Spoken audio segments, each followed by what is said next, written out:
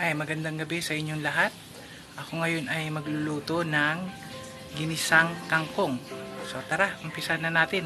Yan, nakapag-edit na ako ng kawali. Nilagyan ko yan na ng giniling. So, napa-brown ko na siya. Lalagyan na natin siya ng bawang. Lagyan na rin natin yung sibuyas. Yan, tapos pa-brown lang natin yan. Then, mamaya, lalagyan natin yan ng egg. So, pag-brownin muna natin yan. Haluin lang muna natin yan. Yan. Mantika naman yan.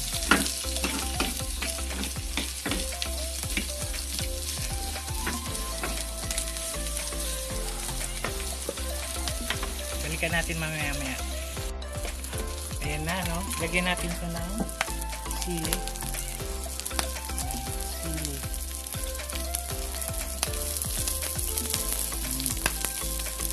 Tapos, haluin muna natin.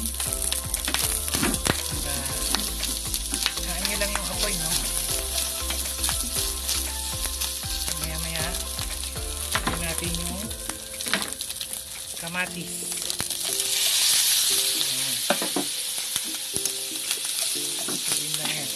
Lutuin mo lang yan. Ganyan lang, no? So, anong rekado? Giniling, bawang, sibuyas, kamatis. Yan. Tapos, lagyan mo ng sili-sili. Yung kaya mo. So, ang nilagay ko dyan, 3. At yung siling pula.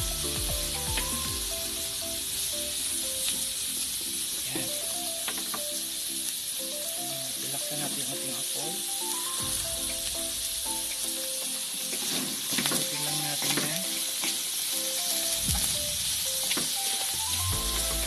Pwede nyan lagyan ng konting water para malambot-lambot. Konting water lang. Yan. Haluin nyo lang. Ngayon, kung matabang, lagyan nyo ng asin. Kaya patis, yan lang. So, mamaya, lalagyan ko yan ng oyster sauce. Yan, lagyan na natin siya ng oyster sauce.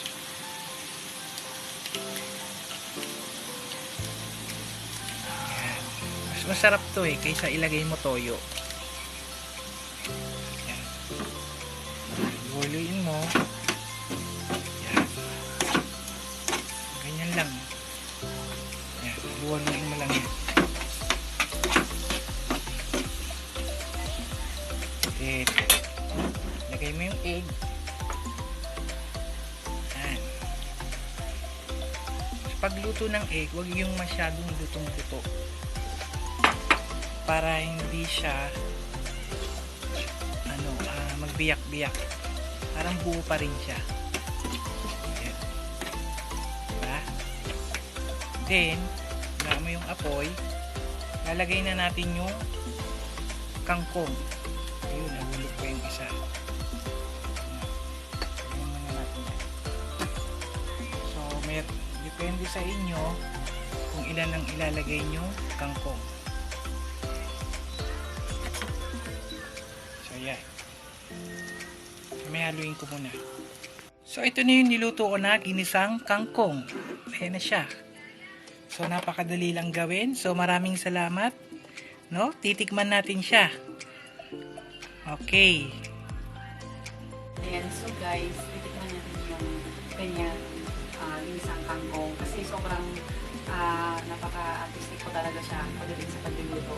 Kung ano yung iniisip niya. So, karating ko na galing sa work at siya yung in-charge sa pagluluto. So, tikman natin yung luto niya. Luto na kasama ko, ha? Isang kangkong with giniling na may twist na egg.